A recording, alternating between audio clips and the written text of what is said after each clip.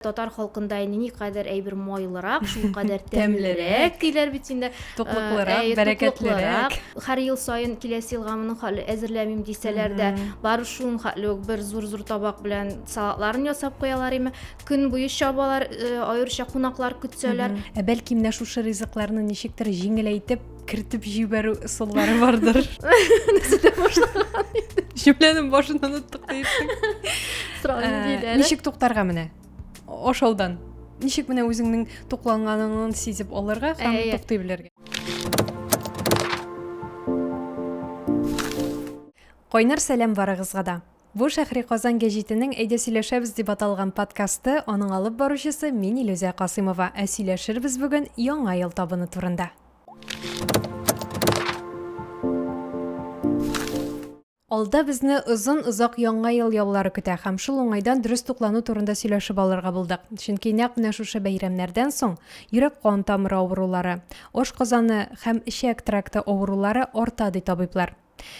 Яллар вакытында һәм гомумән яңа елда нәрсәләр ашарга, ничек тукланырга? Бу һәм башка сорауларга җавап әлеге подкастта. Кунагыбыз бүген нутрициолог Шулпан апа Мөслихова. Яңа елны әйбәт итеп, шәп итеп каршы алу өчен йокы туйган булырга тиештеләр һәм туклану рәвешенә дә игътибар итәргә кирәк дип өнди безнең белгечләребез. Менә нәрсәләр ашарга, ашамаска һәм гомумән әлеге көнгә ничек әзерләнергә икәнен бүген менә шушы подкастта сөйләшергә булдык һәм әлеге яңа ел дигән вакыйганы 3кә бүлеп карыйбыз дип без инде күз аллыйбыз хәзер. Мәсәлән, беренче өлешендә без сөйләшербез нәкъ менә әзерлек турында, аннан соң инде икенче өлешендә әлеге төн, әлеге көн турында һәм өченче өлеш ул инде әлеге көнне уздырып җибәргәннән соң безнең халәт. Менә беренчесе шунда ук башлыйк, беренче сорау. Әлеге көнгә, әлеге төнгә ничек итеп әзерләнергә? Әлеге төнне без бит инде ел буе көтәбез, әймәтегез көннәрен саныйбыз һәм анда бер атна кала, 2 атна кала кибетләрдә ажиотажлар башлана, күп кеше чабыша башлый, әйберләр ала башлый бит инде алып куялар. Гомумән никтер яңа елны күпчелек кеше табын артында утырып, зур өстәлләр корып каршы алуга ияләнгән дип әйтик инде. Шуңа күрә мин инде алдан ук киңәштер идем, мәсәлән, сәламәтлеккә зыянны киметер өчен менә шул тукланудан 2-3 көн алдан ук, хәтта бер 5 көн алдан да сорбентлар эчә башларга, ул бары бер организмдагы детокс процессын тутып торачак һәм инде үзеңне артык кумаска. Теге хафаланмыйча гына, әкрен генә әзерләнергә. Чөнки аеруча ул хатын-кызларда күренә, алар инде алдан 10 көн алдан чабалар, аннары өлгермибезләр, әйберләрен алалар. Һәр ел сайын киләсе елга моның хәле әзерләмим дисәләр дә, бары шуның хәтле бер зур табак белән салатларын ясап куялар име. Көн буе чабалар, аеруча кунаклар көтсәләр һәм төнге 12дә без дип әйтик инде хатын-кызлар инде арып, талып, өстәл артына килеп утырабыз һәм бу вакытта организм бик зур стресс кичерә. Чөнки менә син көн буе чаптың, син көнне дә, төнне дә белмәдең һәм шундый зур табын артына килеп утырдың. Син беренчедән баш миеңдә бүтән теге процесслар башлана, ашказаныңда бүтән процесслар башлана һәм эмоциональ аруыңны син шушы ризыклар белән туландыра башлыйсың. Һәм үзеңә дә кирәгеннән дә артыграгын ашыйсың. Килмәсә дә син аны ашый башлыйсың. Шуңа күрә әлеге төнне ничектер менә гадәти бер төн итеп біз аны берничек тә кабул итегез дип әйтсәк тә кабул итә алмыйбыз инде. Без аңа ияләнгән, без ничектер аннан сихри, тылсымлы бер төн итеп кабул итәбез. Культны ашауга һәм ашауны әзерләүгә бирмәскә кирәк. Туганнар белән очрашу, дуслар белән очрашу, күңел ачу анда һәм өстәлдә менә шул бер тапкыр ашарлык кына ризык әзерләргә. Әз генә әзерләнсен ул, ләкин төрле ризыклар булсын. Һәм көн буе чапмаска, үзеңне әзрәк тыйып торырга, кулда тотырга, ял итеп алырга һәм шуннан да төнне каршылаганда теге сәгать әйтәләр инде кичке 8-10 арасында йоклап алырга инде. Әгәр дә син төнеңне төнне Йокысыз йокысыз үткәрәбез икән. үткәрергә уйласаң, Менә стресс дидегез бит әле, аңа әзерлек тә шушы төнгә инде стресс дидегез. Әйе. Әле кунаклар каршы алу, ул тагын бер тапкыр стресс инде.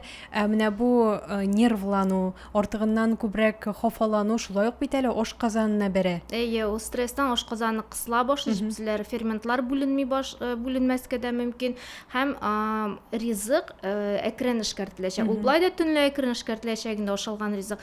Булай стресс аркасында тагын да зыян күбрәк булачак. Менә шушы ризыклар тулы өстәлгә дә игътибарны юнәлтәсе килә. Биредә безнең нәрсәләр генә юк инде, бигрәк тә татар халкында. Монда инде каз да бар, үрдәк тә бар, пилмән дә бар, чәкчәк тә бар, бөтенесе дә бар. Игътибар итеп карасак, менә шушы пилмән дә, бәлеш тә һәм гомумән тавык та, кыздырылган анда, белмим, башка төрле әйберләр дә, үрдәк тә, каз да ул ашказанына бик авыр ризыклар. Төнлә ашалгач әле икләтә авыр. Бәлки менә шушы ризыкларны ничектер җиңеләйтеп кертеп җибәрү ысуллары бардыр. Я җиңел ысул эзлибез. Теге тылсымлы таблетка кебек берне эчеп куясың да, синең бөтен проблемаларың да юкка чыга кебек. Без теге баш тартмыйбыз ул ризыклардан. Тагын барыбер ашаячакбыз инде, авыр буласын белсәк тә дип. Шуннан да безнең организмның аның үзенең биологик сәгатьләре бар. Төнлә беләсең, бәйрәм итәсеңме, йоклыйсыңмы, яисә табын артында утырасыңмы, чабасың, бернәрсә эшлисеңме, аның анда эше юк, организм ял итә. Аның потому что үзенең биологик сәгате бар. Безне шулай яраткан Аллаһ Тәгалә, ул безгә шундый теге организмны, акыллы организм биргән. Без генә аны теге үзгәртергә тырышабыз инде. Шуңа күрә менә төнлә белән аш кайнату системасы да ул барыбер берникадәр ялга китә дип әйтик инде. Һәм аңа һәм төнгә ашалган ризыклар, аеруча менә шул ит, камырлы ризыклар, кызыл иттән пешкән ризыклар, алар ашказан өчен бик авыр, аларны таркатып бетерә алмаячак ашказаны.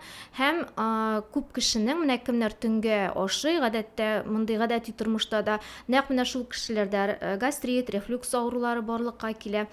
Ләкин инде яңа елда барыбер мин ашыйм дигән кешеләр өчен мин киңәш итер идем ферментлар, энзимнар эчәргә. Безнең алар барыбер бездә алар бүленеп чыга, ашказанында баралар. Алар шулай ук ризыкларда да бар, ләкин без табын артында күбрәк пешкән ризыклар ашаячакбыз. Димәк, ул пешкән ризыклар пешкән вакытта ул ферментлар кими һәм шуңа күрә организмга өстәмә теге җиңел артиллерия булса дагы бирергә, ярдәм итәргә, ашкайнату системасына, ут куыгына, ашказан асты безенә ярдәм итү өчен фермент, энзимнар эчәргә киңәш итәм инде.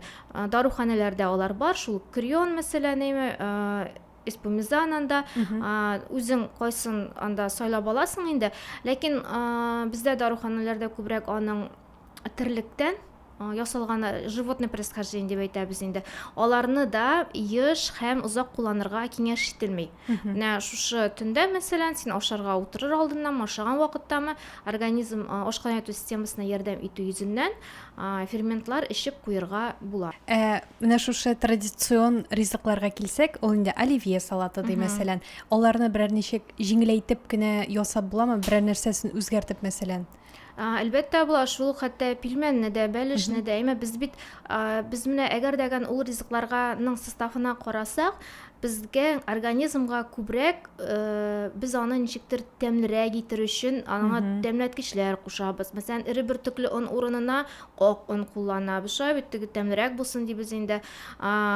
Нигә оливьега майонезны теге башка ингредиентларына караганда күбрәк салабыз, алай итсәң тәмлерәк дип инде. Нәкъ менә шушы зыянлы да. Әгәр дә син үзеңә диелгән порцияңа гына мәсәлән анда ярты чәй калагы майонез саласың икән, аның артык зыяны булмый. Яисә мәсәлән, бар хәзер өйдә ясарга, үзең дә ясый аласың ул майонезларны, анда инде кибеттәге алган майонезга караганда консервантлар күпкә әзрәк булачак. Шул ук вакытта мәсәлән, майонез урынына йогуртка әз генә горчица, лимон согы салып булгатып, аның белән дә алмаштырырга була, яисә каймак белән алмаштырырга була майонезны. Мәсәлән, ит урынына тавык ите салырга мөмкин. Колбасаның да теге иң майлысын түгел, ләкин бездә татар халкында никадәр әйбер майлырак, шул кадәр тәмлерәк диләр бит инде. Туклыклырак, бәрәкәтлерәк. майлысын түгел, теге диетическийрагын сайлап алырга һәм шуннан ясарга. Хәтта кичә менә рецептлар карап утырганда үзебез дә яңа елга әзерләнәбез инде. Пилмәннең шундый ни яшәп рецептын күрдем әле. Камырын ясаган вакытта йомыркага шпинат кушып булгатасың. Менә блендерда чтобы аның согы чыкты. Ул аны яшел, беренчедән аның төсе яшел төскә керә. Онны инде ире бөртекле он саласың инде, анда клетчатка күбрәк була. Плюс шпинат салабыз бит инде, димәк тагын клетчатка өстәлә һәм ул аның зыяны бер кими. Чөнки беренчедән төсі матур булайымы? Яшел төс, әле матур итеп өстәлгә теге шыршы кебек итеп тезеп куйсаң, ак майонез урынына сметана кулланабыз инде. Каймакны матур итеп теге бизәп куйсаң каймак белән, син инде беренчедән эстетик ләззәт аласың. Чөнки син ризыкка караганда ук синдә төкерекләр бүленеп чыга башлый. Ул ризыкны эшкәртергә, таркатырга ярдәм итә. Безнең ашкан итү системасындагы эшчәнлек ул безнең авыздан башлана. Икенчедән, без анда клетчатканы күбәйттек. Клетчатка ул үзүк организмга ике төрле эшли. Беренчесе, ризыктан килгән шикәр, ризык ашаганнан соң канда күтәрелә торган шикәрнең теге сикерешен көйләп тора. Икенчедән, ул эчәклек эшчәнлеген яхшырта. Шулай ук, мәсәлән, бәлешне дә. Без инде күбрәк бәрәңгедән куркабыз бит инде, әйме? Ул шикәр авыру белән авыручылар өчен дә куркыныч һәм ярамый аларга күп ашау. Бәрәңгене, әгәр дә бәлешне төнгә пешерәсең икән, бәрәңгесен иртәдән үк әрчеп куеп, суга турап, суга салып куярга, крахмалын берникадәр булса да киметер өчен, һәм камырын ире бөртекле оннан ясарга, ак оннан түгел, ире бөртекле оннан ясарга. Һәм инде менә шушы пилмәндер, бәлештер, оливье, патшу буларны зыянын киметер өчен һәм аларны әзрәк ашар өчен, алар янына башка төрле җиләк, җимешләр һәм яшелчәләрне күбрәк куярга кирәк. Ягъни синең өстәлеңдә баланс сакланырга тиеш. Мәсәлән, син куйдың икән зыян, организмга зыян китерә торганрак ризык инде. Аның янына зыянсыз, файдалы ризыкны чиратлаштырырга. Яисә чиратлаштырып ашарга, яисә зыянлысын әзрәк ашап, зыянсызын, файдалысын күбрәк ашарга мөмкин. Менә шпинат белән пилмәннәрне әйтеп киттегез бит әле. Әле бар шундый кешеләр шушы камырга, пилмән камырына ялгышмасам, салалар чөгендер согын. Һәм алар төсен үзгәртә. Төсен үзгәртеп, менә шулай ике төрле төстә ясый аласыз. Лайфхак. Кемнәр кунакларын шаккатырасы килә? Аннан соң тагын менә киңәштәр идем, греческий салат, әйме? Әгәр дә шулай ук сез аның калория, ул теге организмга зыянлы түгел, ләкин сез аның калориясын киметәсегез килсә, аны салат кебек өстәлгә куймаска, аяҡшыҡларга ингредиентларын тезергә. Шул, мәсәлән, кыяр, помидор, болгар бурычы, сыр һәм зәйтүн, кара зәйтүн. Һәм аның калориясы бермә-бер кими, чөнки без аңа май салмыйбыз. Салат булса, біз аңа май салабыз, һәм без аны күпме ашаганыбызны да күрмибез, белмибез. Ә булай син таяҡшыгыңны үзеңнең анда тәлинкәңә алып куясың да, син инде калориясын бермә-бер киметкән булган. Син бары бер 5 таяҡшыҡ ашамыйсың инде. Шулай бит, салатны 5 калакны салырга мөмкинсең тәлинкәңә. Теге таяҡшыҡларынан нарсын санасалар, 5-не ашаган икән, бигерәк күп дип уялып та куясың шәләнде. Нишәдә утырып ашау гадәте яхшырак сезгә калса? Чөнки бар кайбер кешеләр, алар 7-дә 8-дә бер кичке якта утырып ашамала, аннан соң инде яңа елның үзен каршылаганда 12-дә ашый. Бар кайбер кешеләр, алар хәтта 7-дә 8-дә дә утырмый, юк, тукта утырмыйбыз, ашамыйбыз, торсын. Яңа елга. Менә ничек дөрес соң алайса? Һәм гомумән көндез бераз әзрәк кенә капкалап йөрергә кирәкме? Ашау анда кабылмаклар. Капкалап йөрергә кирәкме? Синең көндәлек режимыңдагы ашау режимын сакларга кирәк. Шул иртәнге ашың баланслы булсын, дөрес булсын. Анда инде без күбрәк аксым белән майларга күбрәк игътибар итәбез, инде юнәлтәбез. Синең төшке ашыңдагы полноценный баланслы булсын. Менә һәм кичке аш 7-дә мәсәлән, әйме? Алар арасында бернинди кабып йөрүләр булмасын. Нәкъ менә кешенең организмына зур зыян китерә, менә шу кабып йөрүләр һәм артык вес та шу кабып йөрүләрдән җыела, инсулин резистентность, шикәр авыртулары да, алар күбрәк менә шушы капкалап йөрүдән җыелалар инде. Һәм менә шулай итеп 3 тапкыр ашап, аннан соң төнге өстәлгә утырсаң, синең күбрәк ашау киметәсең. Син анда барыбер инде синең организм туклыклы була бит инде. Ә булай син көн буе чабасың, әзерлисең, бер нәрсә ашамыйсың, еще үзеңнең гаиләңдәге кешеләреңне ашатмыйсың, куып чыгарасың аш бүлмәсеннән. Анда инде менә төнге 12-не көтеп кенә торалар бит инде. Һәм өстәлгә утыруга анда чыннан да ашауга ябырыласың инде аннарысын. Шуңа булмасын өчен менә ул җидедә утырып ашауны һәм аннан соң төнге ашауны ул күпкә кулайрак әле. Төнгә генә утырып ашаганча. Һәм җидедә утырып ашаган вакытта, нәкъ менә шул авыррак ризыкны, бәлешен, казын, мәсәлән, шул вакытка куерга инде. Җиңелчә, бик майлы булмаган, мәсәлән, пилмән һәм салатларны, аларны төнгегә карап калдырырга мөмкин. Димәк, алайса нәрсәдән башларга безгә? Бәлештән, пилмәннән һәм гомумән ашау рәтен инде. Өстәлгә утырыр алдыннан бер стакан су эчеп куярга кирәк. Җылы су инемесен барыбыз да белә. Мөмкин тагын бер лайфхак әйтәм. Бар русча псилиум дибез инде без аны, татарчасы бака яфрагы, аның бака яфрагының орлыкларының тышчасыннан ясалган клетчатка ул. Менә ул аны суга, 1-2 кашыкны суга булгатып эчәсең дә, ул ашказанын бераз суландырып тора. Һәм син беренчедән күп ашамыйсың, аны бер 30-40 минут өстәлгә утырыр алдына әйтә.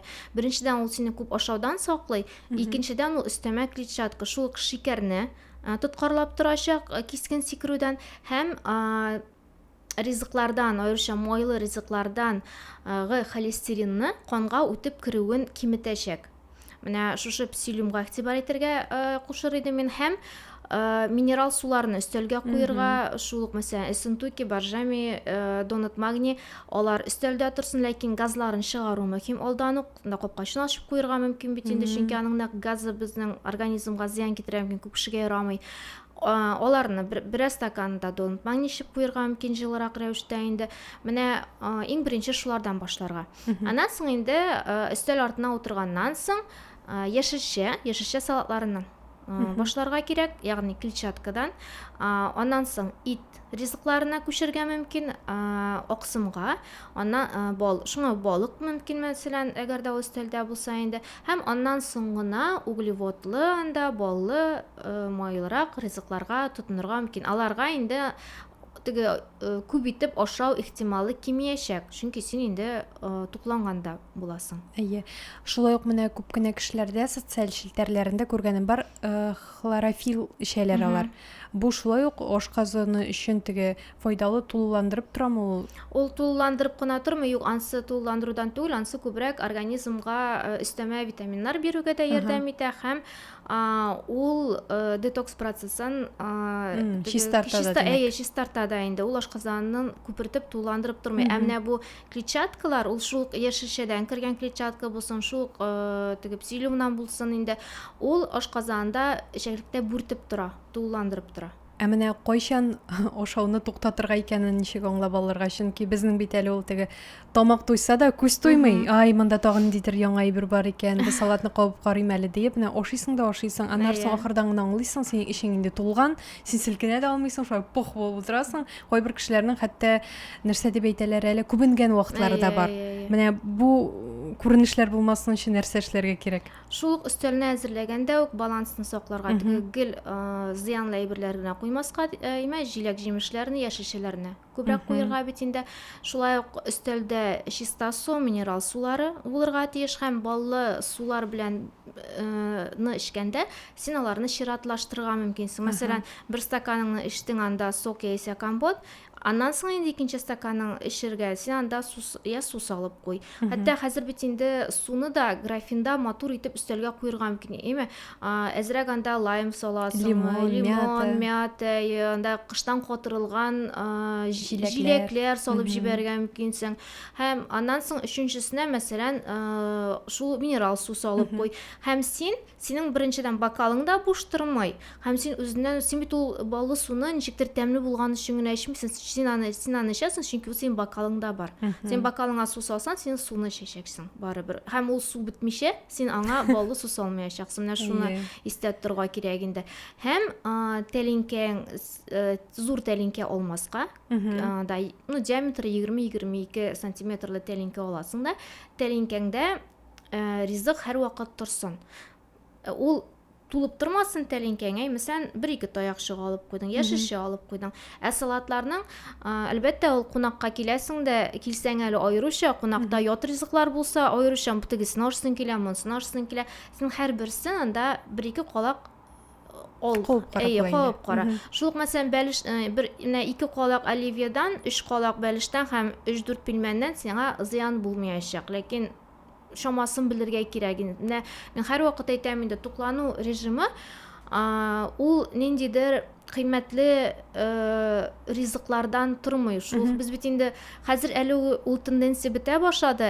Элек мин дөрес туклануда дип әйтсәң, син дөя сөт эчәсең икән, кәҗә сөт эчәсең икән, креветкаларны ашыйсың икән, авокадо гына ашыйсың икән, шундый уй туа иде. Хәзер без Аллаһка шөкер ул тенденциядан күчә барабыз һәм дөрес туклануның киресенчә безнең әби-бабайлар заманындагы гади туклану режимы икәнен аңлый барабыз. Дөрес туклануда шама белән баланс сакланырга тиеш. Син анда шул ярамаган ризыгыңны да аша, ләкин син аны бер калак кабып кара. Мәсәлән, дөрес ризыгын 2 калак кабып кара. Менә шул шаманы белергә, балансын сакларга һәм менә ашаудан туктадыңмы, әзрәктән су эчеп куй. Икенче тапкыр ниндә булса ризыкка кулыңны сузыр алдыннан су эчеп куй. Бәлки ул синең теге ашыйсы килү теләге түгел, күбрәк су эчеп килү теләгедер инде.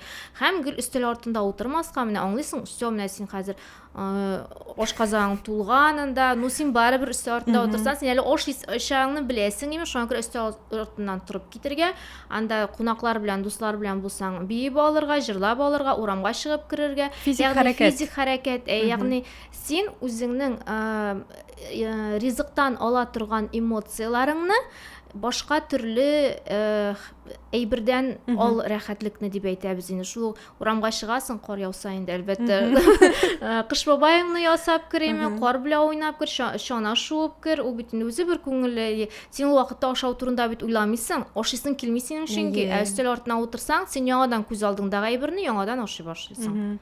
Әле ул менә бездә тагын да авыррактыр, кайбер ризыклардан баш тарту, чөнки син мәсәлән кунакка килсәң, сине һаман кыстыйлар. Ашап кына кара инде, ашап кына кара инде. Әлнарысың инде ашамасаң, сине ничек инде Кыланып утыра. Ничек инде ашамыйсың. Без бит инде тырыштык, әзерләндек, көне буе әзерләдек. Ничек инде син безне анда хөрмәт итмисең менә дигән сүзләр дә килергә мөмкин. Шуңа күрә монда алтын балансны, алтын урталыкны дөресрәге тотуы бераз гына кыенрактыр хәтта. Монда хәзер инде без иярәнә башладык, кеше нәрсә әйтер икән дип уй әзрәк кими бара. Бездә аңлылык дәрәҗәсе арта бара.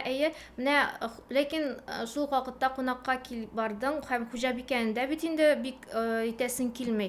Үпкәләтәсең килмәй. Син аны бер калак ал. Һәм мәсәлән, торттан рәхәтләнеп отказ бирергә була. Әйдә, мин аны өйгә алып кайтыйм әле, анда иртән ашармын дип әйтергә мөмкин. Яисә башка әйберне, менә мин бу ризыгың миңа күбрәк ошады әле дип, мәсәлән, файдалырак ризыгын күбрәк ал син аны. Һәм тәлинкәңдә синең күбрәк тәлинкәң буш тормасын. Буш торган саен сиңа күршеңдә утырганы кешең әле салып торачак. Моның тәлинкәсе буш икән. Син ашап бетергәнне белмәй бит ул. Күрмәскә дә мөмкин, һаман буш икән тәлинкәсе дип салып торырга мөмкин. Шуңа күрә тәлинкәң буш тормасын һәм отказ бирергә өйрәнергә кирәк, матур итеп. Мин моны өймә алып кайткач иртәгә ашармын. Менә монысы миңа күбрәк ошады әле, әйдә менә монысын ашыйм әле дип. Эчемлекләр турында да менә өстән сөйләшеп киттек. Мине бер сорау борчый инде күптәннән. Кәхвә һәм чәй турында. Мин ишеттем, менә кәхвә белән чәйне ашаганнан соң 2-3 сәгать узганнан соң гына эчәргә кирәк дигән сүзне. Бу чынлап та дөресме? Чөнки ашаган ризыклардан микроэлементлар шунда ук юылып төшә диләр. Біз бит инде татарлар гомер буе ашап куябыз да башта, аннан соң рәхәтләнеп, иркенләп шәй ичәбез.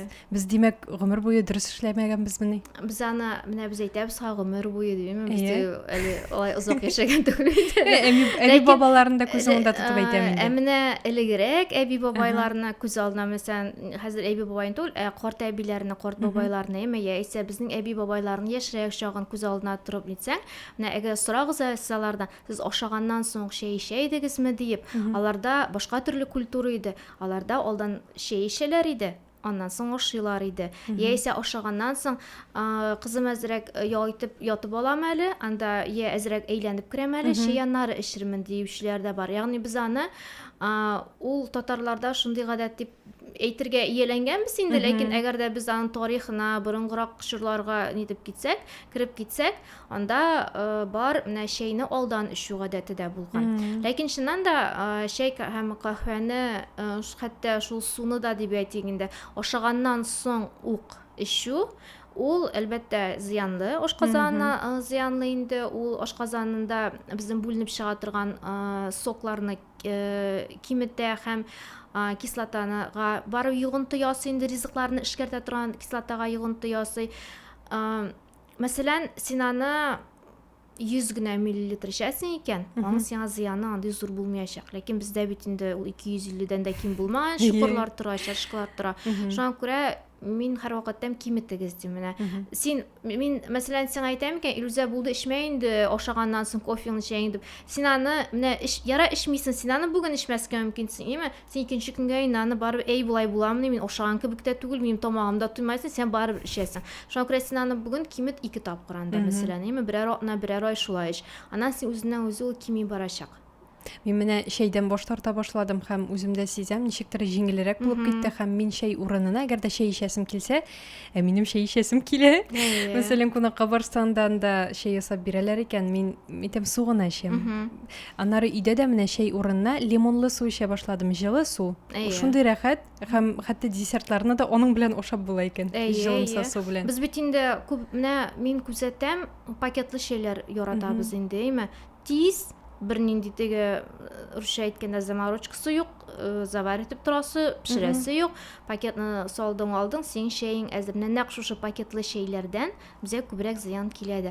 Шәй ул бәлки аның пакеты эчендә чиста әйбәт шәйдәдер, ләкин аның пакетында үзе кайнарга тыкач үзеннән барыбер токсиннар, канцерогеннар, да алюминийлар бүленеп чыга. Нәкъ менә шул безнең организмга начар тәэсир итә, һәм ул канцерогеннар безнең баш миен ничек әйтик, диваналандыра дип әйтик инде, әйтеп, ул менә шуңа күрә теге син эчәсең дә һәм үзең ничектер менә син ярты шәй эчкәннән соң, балы шәй эчкәннән соң да бер 30 минуттыр син кәефең була анда, рәхәт булып киткән кебек була, хәл кирип киткән кебек була. Аннары соң бит син барыбер нидер туманда күз алдына туманнар анда, нидер туман эчендә йөргән кебек буласың барыбер. Шуңа күрә кара шәйне, кара кофены киметергә кирәк.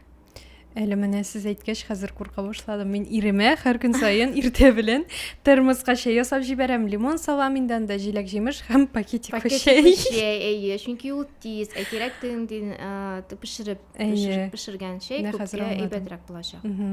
Кәхвә менә күпме дозада ярый ул безгә, күпме күләмдә бер көнгә мәсәлән, 1-2 чынаяк нормаль күренешме? Монда нинди кәхвә икән, име? Әгәр дә син өеңдәге Булгатып эчә кофе машинадагы тиген шын эре шундый зерновой дип әйтәбез, бер төкле кофе икән, да 2-3 чашкадан сиңа артык зыян булмый, әгәр синең организм сәламәт икән.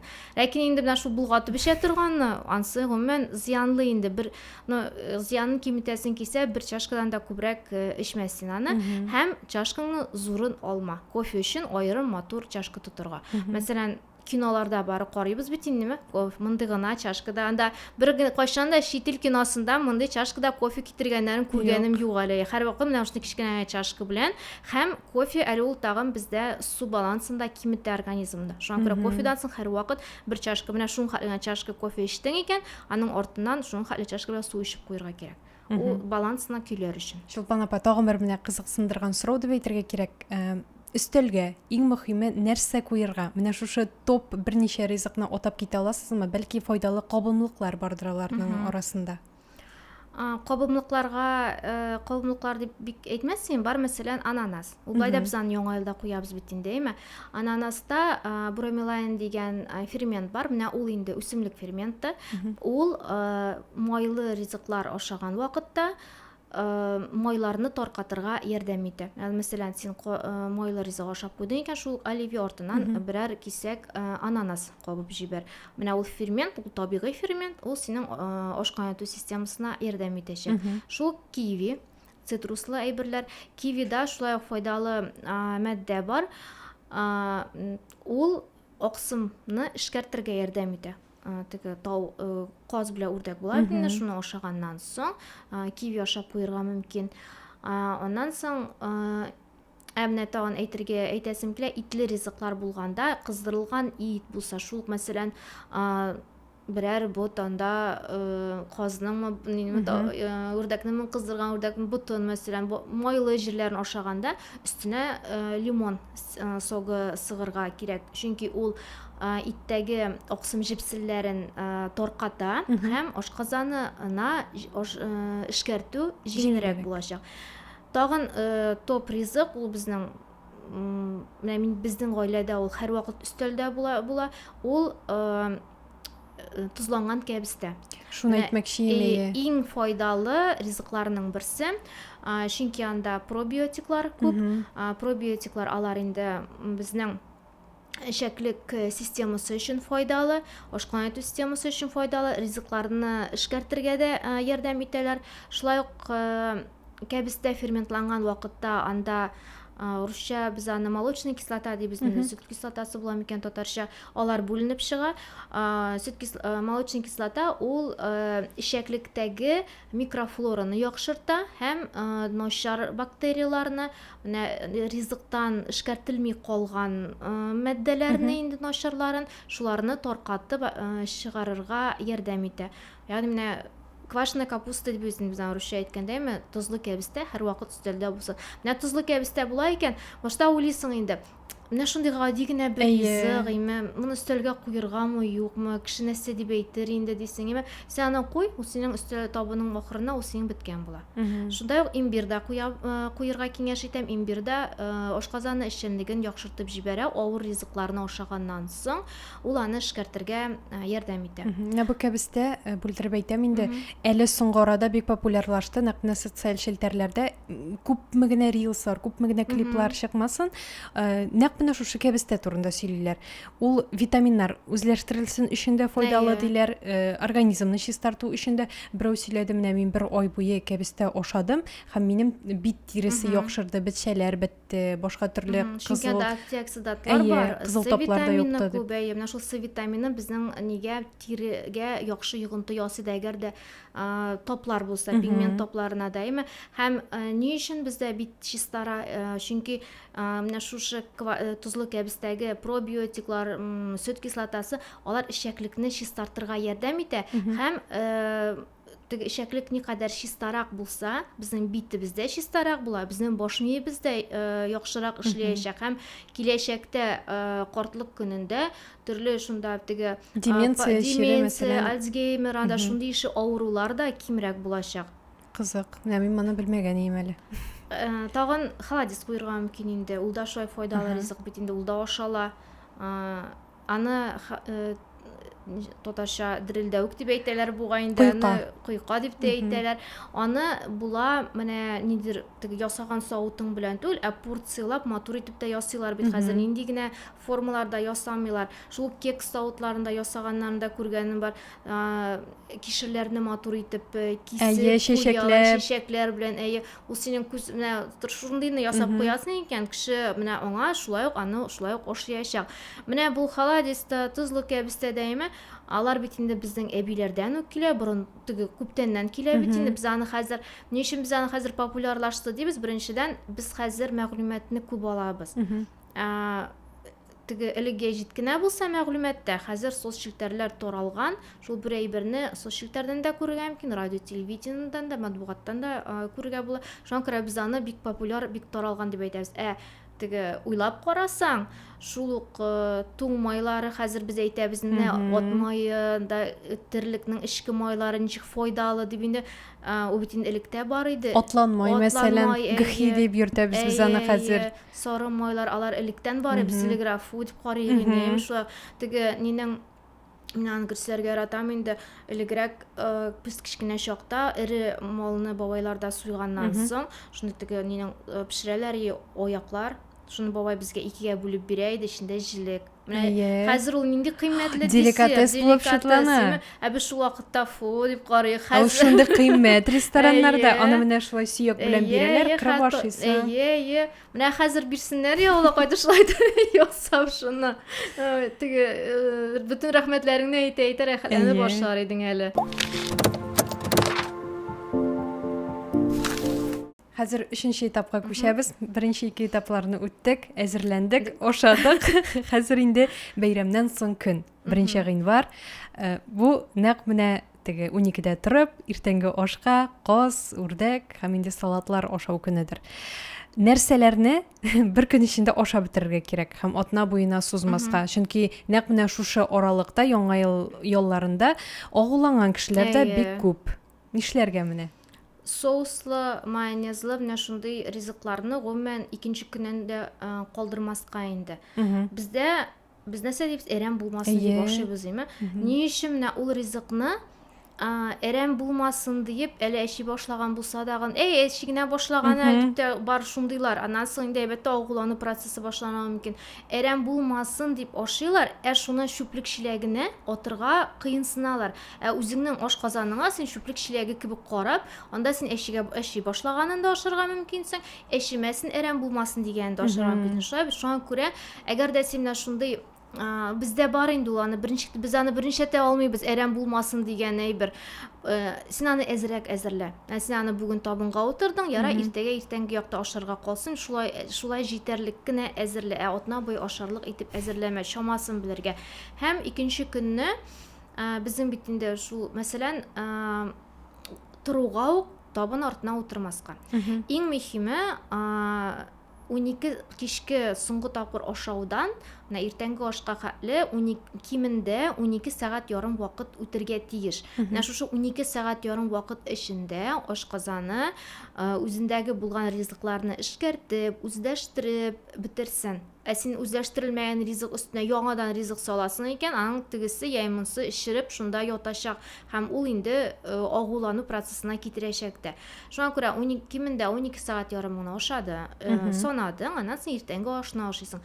Иртәнге ашны шулай торуга судан башларга индеме? Шул сорбентларны тагын бер 3-4 көн эшергә мөмкин һәм аннан соң иртәнге ашың җиңелрәк булсын. Менә каз да тора, үрдәк тә тора диеп, уйлама ул синең торачак, ул син кичкә дә калачак әле, ләкин син иртән үзеңнең организм турында уйлап, инде булса җиңелчә генә я бутка ашап куярга мөмкин.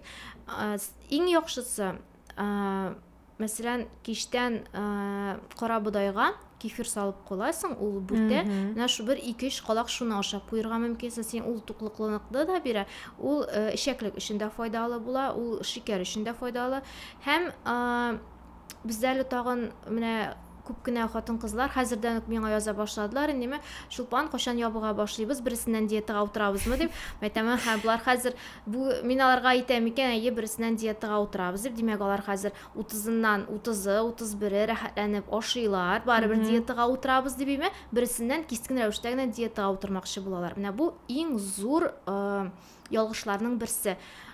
Өстәл артына утырганда да уйлама, син иртәгедә мин диетага утырам бит, дөрес тукланам дип. Ул сине 3 тапкыр күбрәк ашарга терәчәк. Менә шу ашап кал, иртәгә диетага утырам дип әйттем бит дигән. Менә яңа елдан соң 1-2 көн анда 3-4 тапкыр ашау гадәтен калдырырга кирәк. Булсын ул мәсәлән 80% аның дөрес тукланудан торса, шул 20% кыздырылганы да булсын, майлысы да булсын, чөнки син 2 көн буе майлы ризык ашадың да, кискен генә бөтенләй бердән туктыйсың икән, ул шулай ук үт куугына да, ашказан асты безенә дә, ашкан итү системасына да, шәклеккә дә зыян китерәчәк. Әкрен генә син зыянлы ризыкларны киметә бар 1-2 көн. Аннан соң инде бер тагын 2-3 көн дөрес туклан. 3-4 көн анда иң җиңеле шул Гарвард тәлинкәсе буенча инде менә ул шулай ук хәзер бик популяр Бу 4-кә бүленгәнме? Әйе, 4-кә бүленгән. Шуның теге 2дән 1 өлеше яшелчәләрдән торсын, 3дән 4дән 1 аксымнан һәм 4дән 1 углеводлардан дип әйтәбез инде. Һәм аннан соң менә бер 5 көннән соң син телисең икән разгрузка ясарга була. Шул яисә кефирдә генә торасыңмы, әгәр дә мөмкинчелегең организм сиңа мөмкинчелек бирә икән, суда гына торырга да мөмкин, пешкән алмада гына да торучылар бар. Яисә ярма белән яшелчәләр генә ашап торырга мөмкин, ләкин бу бер генә көн булырга тиеш. Менә организмны ял иттерергә, әз генә ашап торырга. Монда теге ашап туймаганны ялап туймасын дигән сүзләр туры килә сыман. Менә шушы десертларга да минем токталып узасым килә. Нинди файдалы тәм-томнар бар? Менә тортларны алмаштыра торган яки башка төрле калорияле ризыкларны алмаштырып була торган, ничектер җиңел генә ясалып, җиңел генә ашала торганнары. Нинди әйтим? Беренчедән заказга хәзер күп әзерлиләр бит инде. Син әгәр дә тортыңны заказга бирәсең икән, заказга эшләтәсең икән, син шундый кеше тап кайс, кем менә шушы дөрес зыянсыз ингредиентлар куллана, әйме? Икенчедән, өйдә мәсәлән, нигә кокос сөтенә яисә кефир катыккамы, яисә йогурткамы чи салып куясың кич белән, ул икенче көнгә бүртә һәм аның өстенә, аны хәтта порционны да ясап куярга мөмкин, өстенә төрле җиләк-җимешләр белән бизәп, шулай ук мәсәлән десерт файдалы, менә дигән бик тә файдалы десерт була. Яисә творог,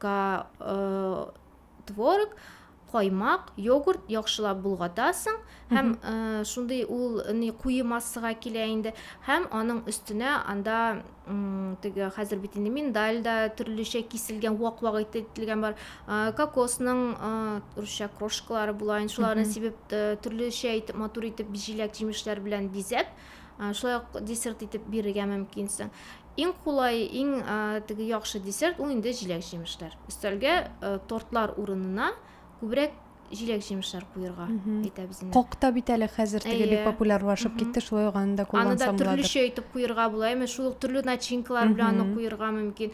Һәм ул күпкә тортка караганда күпкә файдалырак. Һәм арзанрак та. Арзанрак та буладыр инде. Без мәсәлән дөрес туклану режимында булып, аннан соң 30-ы, 31-е һәм 1-се ничектер килде китте генә ашап, нәрсә телибез шуны эчеп, аннан соң инде менә хәзер дөрес туклану режимына кире кайту өчен нәрсә эшләргә? Бу авыр булачакмы беренчедән һәм икенчедән нәрсәләрне бөтенләй алып батырга һәм нәрсәләргә өстенлек бирергә? Бу инде хәзер ашказаннарын кире нәрсә дип әйтергә инде татарчалаштырып, русчасы гына восстановить итү өчен нәрсәләр эшләргә? Гомумән зыянлы ризыкларны теге нитергә инде симит инде 3 көн буе мәсәлән ашадың һәм син белдең нинди зыянлы ризык ашаган, әйме? Син аны киметәсең һәм шул Гарвард тәлинкәсе буенча ашый башласаң, син бик тиз күчәчәксең дөрес туклану режимына.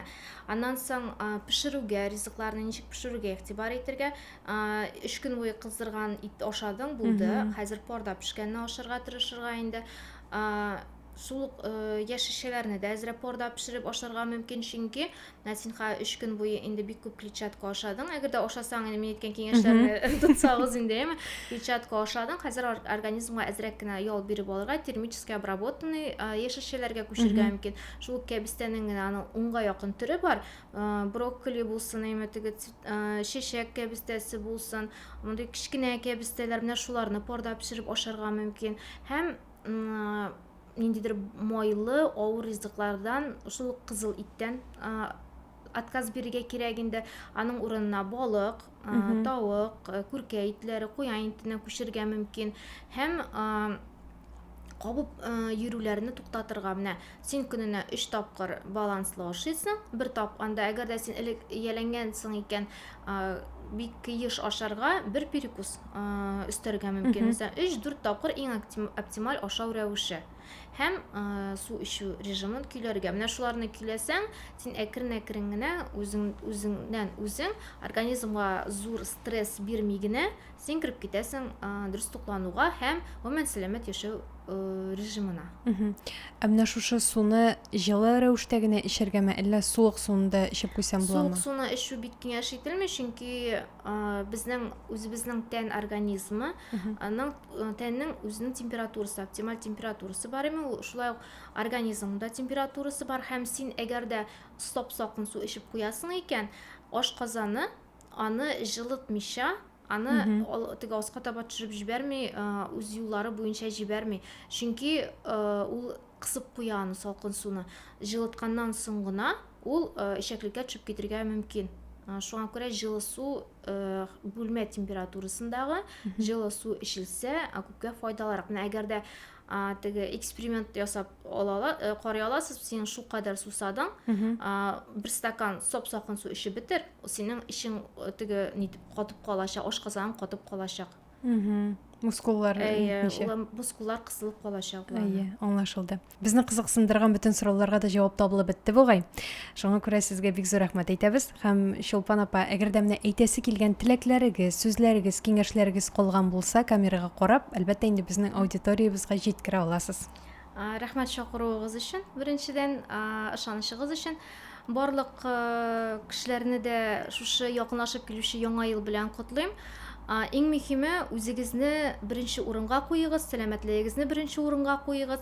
Ниндидер тылсымлы бер төн өчен генә организмга зур зыян салмагыз. Яңа елны бәхетле, матур, сау сәламәт булып каршы алыйк һәм үткәрик.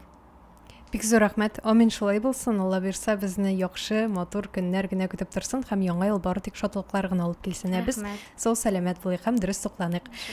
Кемнәр ишетмәй белми калган, безнең бүген кунакта Чулпан апа Мөслихова иде. Ул безнең дөрес туклану буенча белгеч һәм нутрициолог. Кемнәр карады, кемнәр үзләренең сорауларына җавап тапты, сез афәрин. Алга таба да безнең белән калыгыз һәм әлбәттә инде безнең подкастны карап барыгыз. Барыгызга да пока-пока. Сау булыгыз.